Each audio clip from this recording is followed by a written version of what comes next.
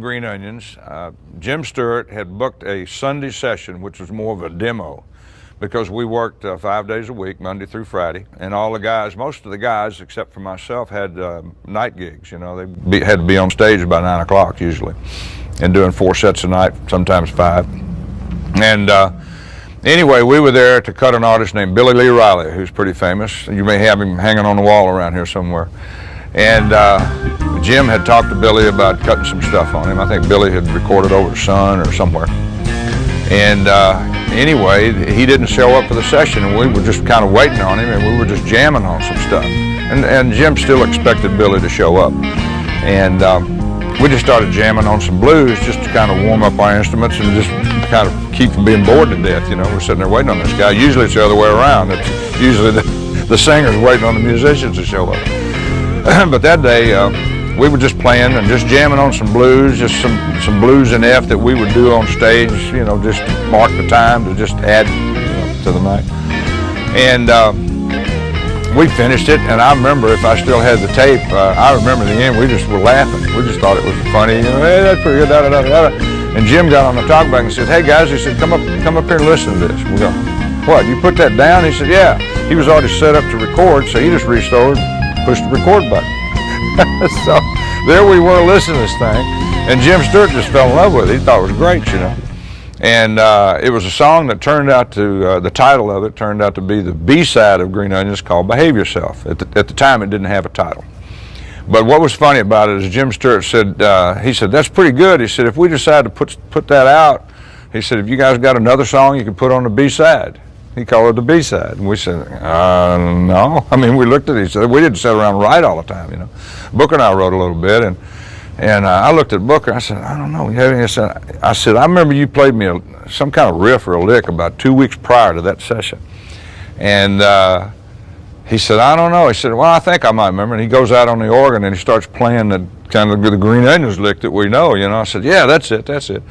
So Al sat down and Louis sat down on the bass, and we started jamming on this thing, and Jim said, that's pretty catchy. He said, you know, let's get an arrangement on this. And so we did this thing, and so Jim said, you know, that's pretty good. He said, but Steve, he said, that thing you're doing in the middle of the song, he said, why don't you put that on the intro? Just do that on the intro and play a verse like that, then let Booker play, and then you do a regular solo. And I went, oh, okay. And that was the take. I put these chant things I was doing on the intro. Booker plays 2 verses, I played a solo, Booker played a verse, and that was it. It was out.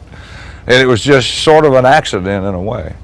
And so the good part of this story, I love telling this part of the story. I went ahead and leadered it off and all, and I called Scotty Moore the next day.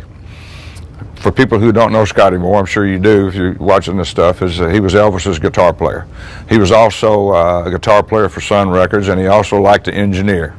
He used to call me over to do some sessions because he wanted to engineer like Chips Moman did. So I was this lucky guy that got to play on some of the sessions. But anyway, I called Scotty and I said, you know, yesterday I said, well, I think we cut a pretty good song. I said, would you cut me a dub on it? And he said, sure, come on over, you know. So I went over there and we fired up, you know, and he fires the lay it up and all that. And he said, man, Steve, he said, that's pretty catchy. He said, what do you call that? And I said, well, we don't have a name for it yet. I just know it's good. And I said, I'm going to see if I can get my buddy to, I want one of my disc jockey friends to hear it. So he cuts this dub. The next morning, I go down to my friend Reuben Washington, who was on WLOK radio station. He had the drive time slot. And I went down there, and I used to go down there and just hang out with him anyway. And we were kind of good friends, and he'd come by the record shop, and we'd hang out some, you know.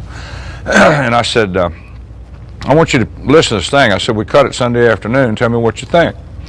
So he put it on a turntable. He's playing another record on the air, and he put it on a turntable, and he played the intro, and then he played about 2 or 3 bars of the verse, and he just stopped it and backed it up.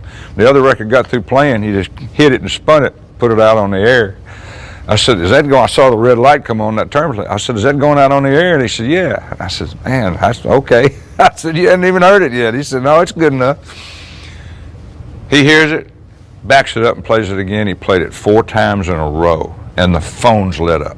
People couldn't believe it. They said, who is that? Where can we buy this? What do you call that? Da, da, da, da, da. And they said, I can't tell you, and there's no name for it. You know. Anyway, we got through, and he's laughing about it and all that. And he said, "Man, you better tell the guys to get serious about that, you know." And so I went back to the record shop, and they said, "What did you do?" And I said, "What?" They said, The music world is mourning the loss of one of its most influential architects as Steve Cropper passed away peacefully in Nashville at the age of 84. His family announced the heartbreaking news, describing him as a beloved husband, father, and friend whose extraordinary talent touched millions. Cropper's quiet strength and unmistakable musicianship made him a guiding force not only within his family, but across generations of artists and fans who felt the power of his work. As the legendary guitarist of Booker T and the MGs and a defining creative force at Stax Records, Cropper helped shape the very sound of modern soul music. His guitar work and songwriting played central roles in crafting classics such as Sittin' On the Dock of the Bay, Soul Man, Knock on Wood, and In the Midnight Hour.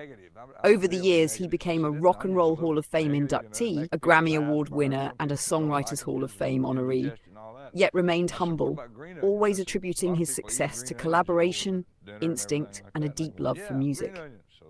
His influence spread far beyond Memphis, leaving a permanent mark on American music and inspiring. His passing leaves a profound ache in the hearts of those who knew and admired him. Steve Cropper's spirit endures in every note he played and every song he helped bring into the world. His family takes comfort in knowing that his artistry will continue to resonate with future generations, carried forward by the musicians he inspired and the millions who cherished his work. He is survived by his loving wife Angel, his children Andrea, Cameron, Stevie and Ashley, and an entire global community forever changed by his extraordinary gift. In the days since his passing, tributes have poured in from across the music industry, with artists, producers and fans reflecting on Cropper's generosity, creativity and unmistakable presence, both on and off the stage. Many remember him not only as a master of the guitar, but as a mentor who gave freely of his time and knowledge, always eager to help younger musicians find their voice. His legacy, built on kindness as much as brilliance, ensures that Steve Cropper will remain a towering figure in music history, one whose impact will echo for generations to come.